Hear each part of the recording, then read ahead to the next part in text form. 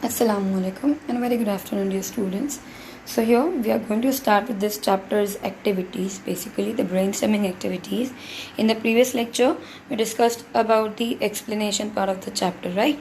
And now we will start with the brainstorming activities. So the very first question that we have to deal with is form groups and use the following topics for discussion. Take the help of your college library and your teacher.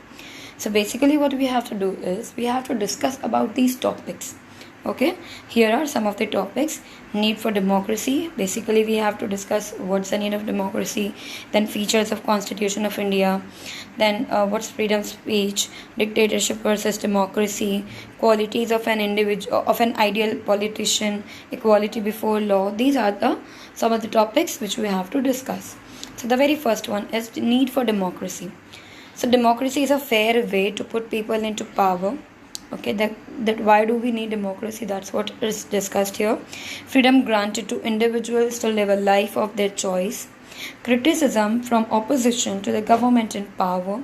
Citizens' right to question every action of a democratic government. Disadvantages of other forms of government. Citizens of other countries suffering at the hands of supreme authority.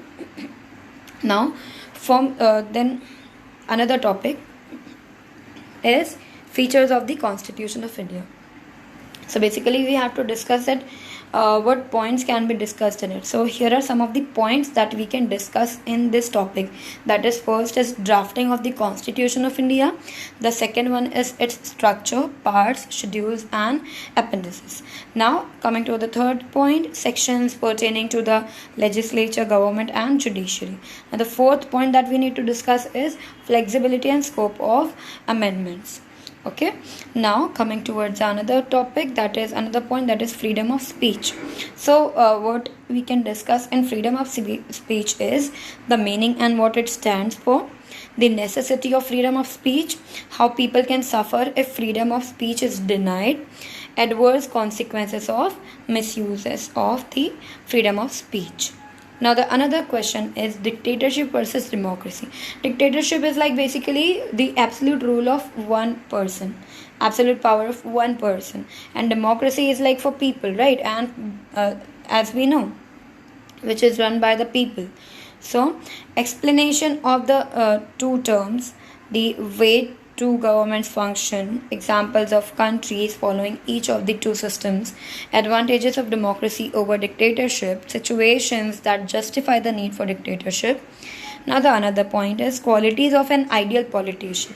So clean track record, a technically skilled and good orator, should be delivering on his promises, must be honest and have integrity, strive towards the public interest. Now coming towards another point, equality before law.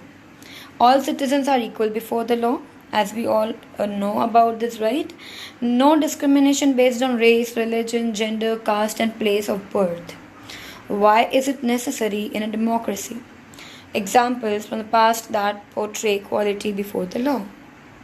The another question is state whether the following statement is true or false. Correct the false statements. Basically, what we have to do, we have to write if the statement is true or false, and after writing that, if it's true, then it's fine. If not, if it's false, basically, so we have to correct the statement and rewrite it.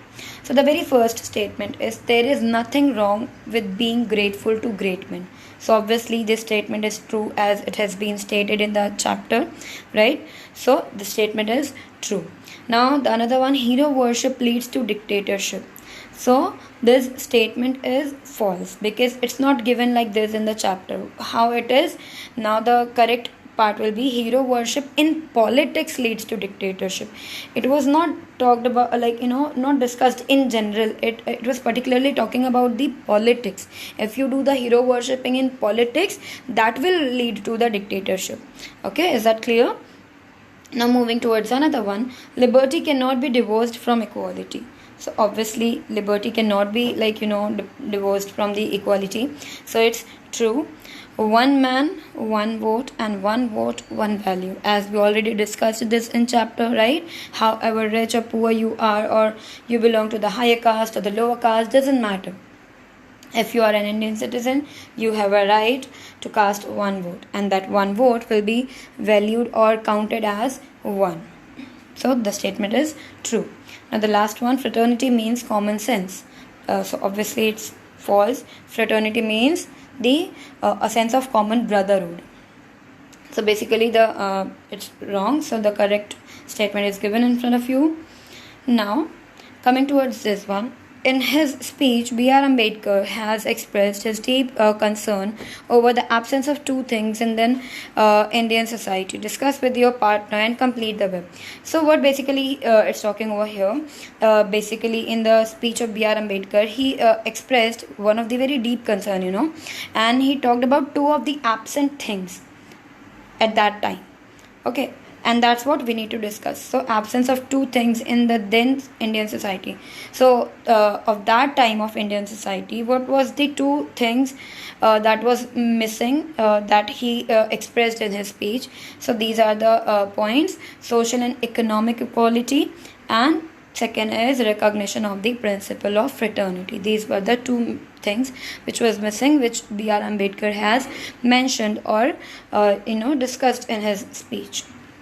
Now, Dr. Baba Sahib Ambedkar has cited the quotes by John Stuart Mill and Daniel O'Connell. Go through the lesson and write down 4 to 5 lines for each of them.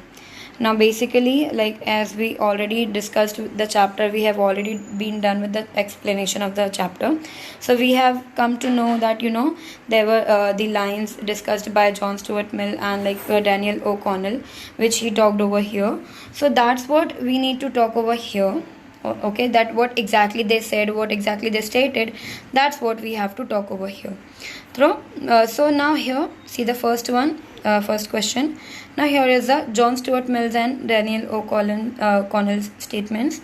So what John Stuart Mill said, in the extract, John Stuart Mill has been quoted as not to lay their liberties at the feet of even a great man, or to trust him with powers which enable him to subvert their institutions.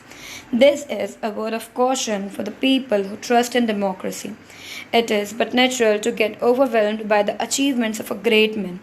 At the same time, it is not wise enough to entrust him with all the powers that he can possibly misuse, which can eventually cause damage to the institution.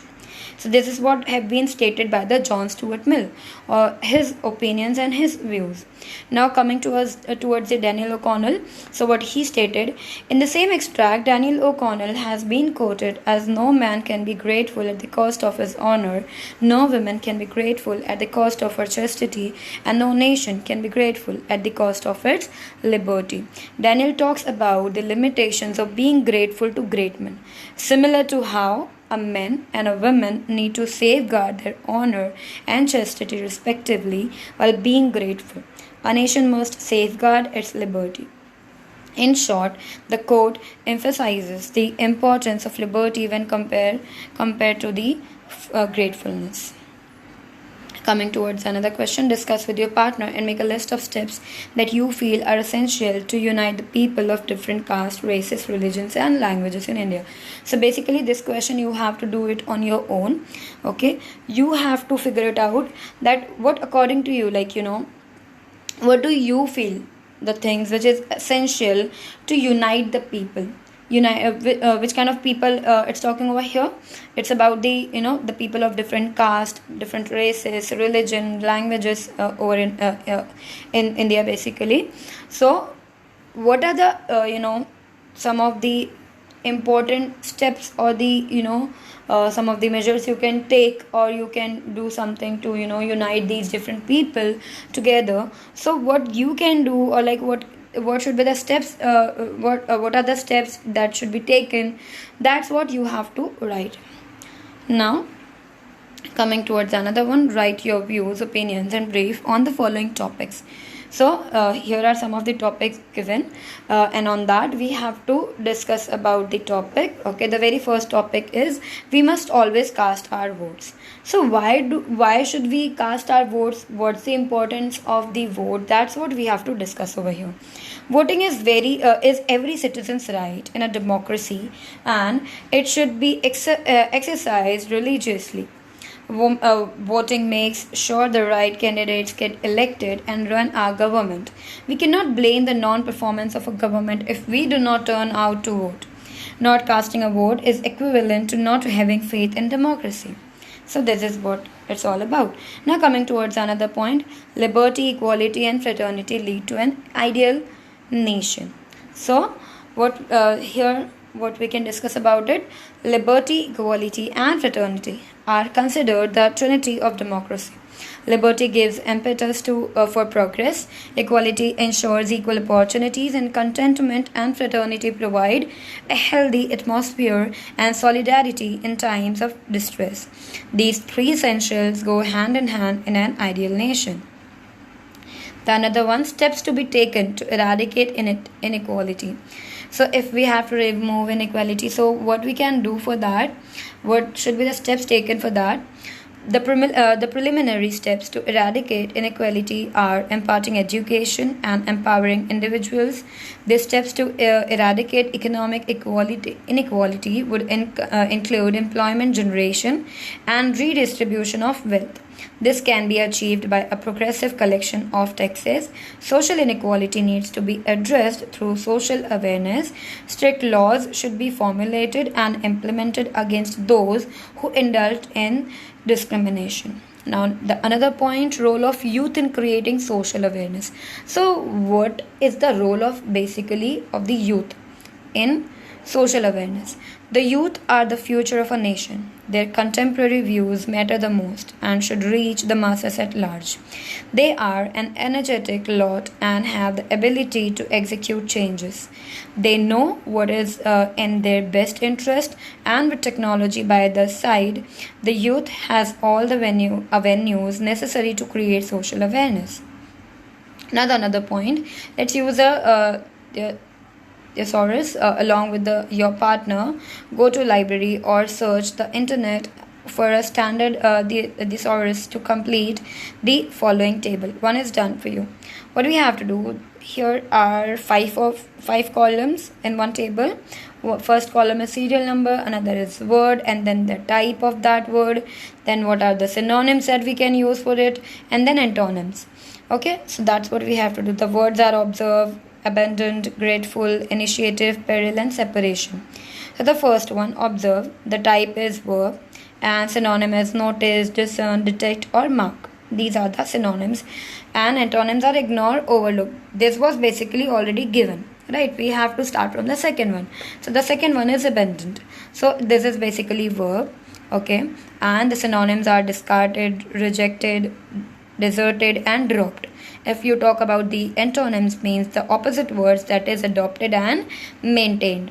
Now the third one is grateful. So the type of word is adjective and the synonyms are thankful, indebted or obliged. And now if we talk about antonyms, so it's thankless, rude or ungrateful. Coming towards the fourth one, the word is initiative and the kind of word is noun, and the synonyms are action, drive, push or leadership. Now the antonyms is apathy and inactivity. The fifth one is peril and the type of word is noun, and the meaning is synonyms basically hazard, jeopardy and pitfall. The antonyms are certainty, protection, security. Now the sixth one is separation and the type of word is noun. So the meaning are partition, departure, split, segregation. And now coming towards antonyms, so it's connection and union.